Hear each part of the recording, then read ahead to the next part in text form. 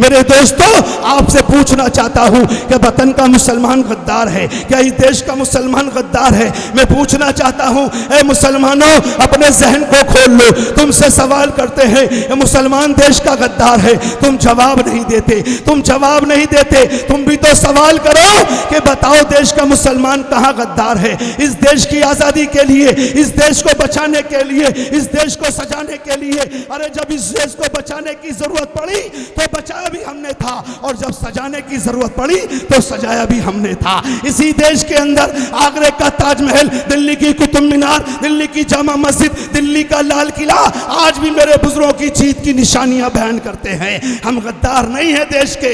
इस देश का वफादार अगर कोई है तो सिर्फ और सिर्फ भारत का मुसलमान देश का वफादार है, दूसरा कोई नहीं हो सकता। हम दलील दे सकते हैं, हम सबूत दे सकते हैं, हम बताते हैं, आओ हमने कभी देश के साथ, देश की मिट्टी के साथ गद्दारी नहीं की। अरे हम तो दुआ करते हैं, और 5 वक्त में जब मुसलमान इस जमीन पे सजदा करता है, इसी जमीन को चूमता है, अपनी पेशानी को भारत की जमीन पे रिगड़ता है, अपनी नाक को भारत की जमीन पे रख देता है, 5 वक्त नमाज पढ़ता है, अल्लाह अकबर कहता है, सर सजदे में चला जाता है, ये जीते जी पूरी जिंदगी मस्जिद के अंदर, मदरसों के अंदर इस भारत की मिट्टी को चूमता है, और मरने के बाद मेरा कुरान कहता है, ऐ ईमान वालों, जब अपने मुर्दों को कब्र में दफनाने जाओ, कब्रिस्तान जाओ, तो 3 मुट्ठी मिट्टी डालो। अरे मेरा कुरान कहता है, सुनो, ये रईस कुरैशी बताता है, मुसलमानों को बदनाम करने वालों कान खोल कर सुनो, हमारा इस्लाम कहता है, 1 मुट्ठी मिट्टी डाली, मिनहा खलकनाकुम, दूसरी मुट्ठी मिट्टी डाली, फिया नुईदुकुम, तीसरी मुट्ठी मिट्टी डाली, तो बताओ मेरे भाई, मिनहा नुखरिजुकुम तारतन उखरा, क्या कहता है मेरा कुरान? मेरा कुरान कहता है, ऐ अल्लाह, तूने इसी मिट्टी से हमको बनाया था, इसी मिट्टी में मिला दिया, और मरने के बाद हमें इस मिट्टी से तू पैदा करेगा। अरे जब तक जिंदा रहे इस मिट्टी को चूमते रहे, और जिस दिन मर गए इसी मिट्टी को माँ की गोद समझ के आसमान तक, कयामत तक के लिए सो जाते हैं। बताओ इससे बड़ी वफादारी क्या होगी? इससे बड़ी वफादारी क्या हो सकती है? इसलिए मेरे दोस्तों, डरने की, घबराने की जरूरत नहीं है। जिसका कोई नहीं होता उसका परवरदिगार होता है। अल्लाह कहता है, ऐ ईमान वालों, तुम मुझसे डरो। जो मुझसे डरता है वो दुनिया की किसी चीज से नहीं डरता, और जो मुझसे नहीं डरता वो चूया चूहों से डर जाता है। इसलिए भाजपा से डर रहे हो, मोदी जी से डर रहे हो, लेकिन याद रखना, आपका ये बेटा, आपका ये भाई रईस कुरैशी बताना चाहता है, अगर शाखों पे फूल सुहाने नहीं आते तो भंवरे खुशबू को चुराने नहीं आते। ये कहता है खुदा भी, खुद अपनी हिफाजत कर, बुज़दिल को फरिश्ते भी बचाने नहीं आते। बुज़दिली छोड़ दो, मायूसी छोड़ दो, मैदान में निकलो, मैदान तुम्हारा इंतजार कर रहा है।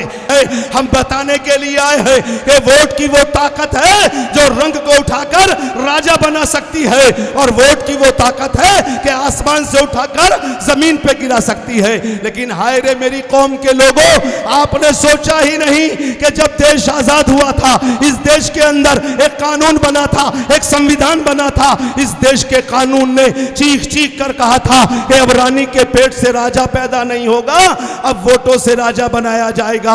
अब जिसके पास वोट ज्यादा होंगे उसके एमएलए ज्यादा जीतेंगे, जिसके एमएलए ज्यादा होंगे उसका मुख्यमंत्री बन जाएगा, जिसके वोट ज्यादा होंगे उसके एमपी ज्यादा जीतेंगे, जिसके एमपी ज्यादा होंगे उसका प्रधानमंत्री बन जाएगा। लेकिन देश आजाद हुआ 1947 को, वतन आजाद हो गया, लेकिन हाय रे ये मुसलमान, ये गुलामों की गुलामी में चला गया। वरना बताओ, इस देश और परदेश के अंदर वोट की ताकत है। इस देश का प्रधानमंत्री नरेंद्र मोदी अगर वोट देता है, उसके एक वोट से भी सरकार गिर सकती है, बन सकती है। और आपकी बस्ती में एक चाय बेचने वाला वोट देता है, उसकी एक वोट से भी सरकार गिर सकती है, बन सकती है।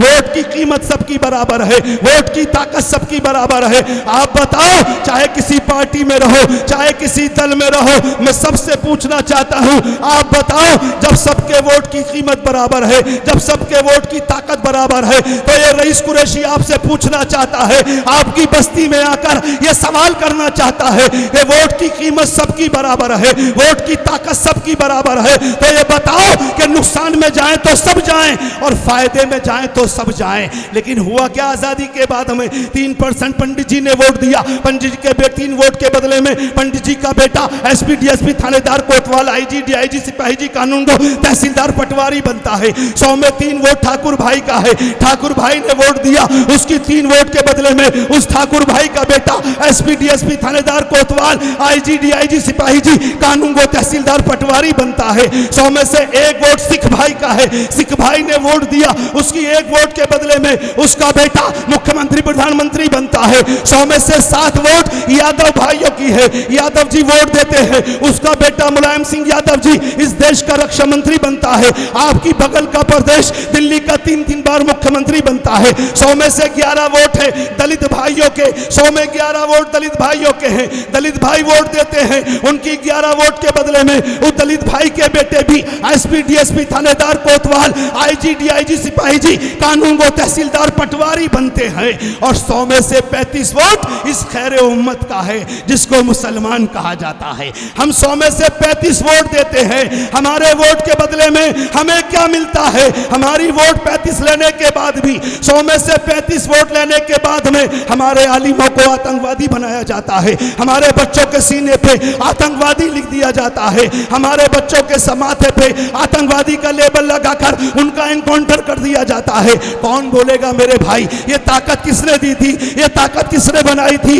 ये ताकत तुम्हारे वोटों की थी, जिन वोटों की ताकत से तुमने 47 साल मुतवातिर कांग्रेस को हुकूमत में रखा, तुमने उसके बाद में आज केजरीवाल को हुकूमत में बैठा रखा है। आपके वोट से वो ताकत हासिल करते हैं, आपके वोट से वो राजा बनते हैं। और राजा बनने के बाद में जब ये कौम वोट मांग वोट जिसने वोट दिया है, जब ये कौम कहती है कि हमें सुरक्षा दे दो, हमें सुरक्षा दे दो, हमें हमारा हक दे दो, तो हक कोई नहीं देता, हमें हक देने को कोई तैयार नहीं होता। वोट सबको चाहिए, लेकिन जब अधिकार की बात करते हैं, हम अपने हक की बात करते हैं, हमारे सीनों पे गोलियां चलाई जाती हैं, हमारे बच्चे जेलों में डाले जाते हैं, हमारी मस्जिदें आतंकवाद का अड्डा बताई जाती है, हमारे मदरसे आतंकवाद का अड्डा बताए जाते हैं। हमारा वोट लेके जाते हैं और हमारे ही वोट के बदले में मेरे ही कबीले के लोगों को आतंकवादी और देश का गद्दार बताते हैं।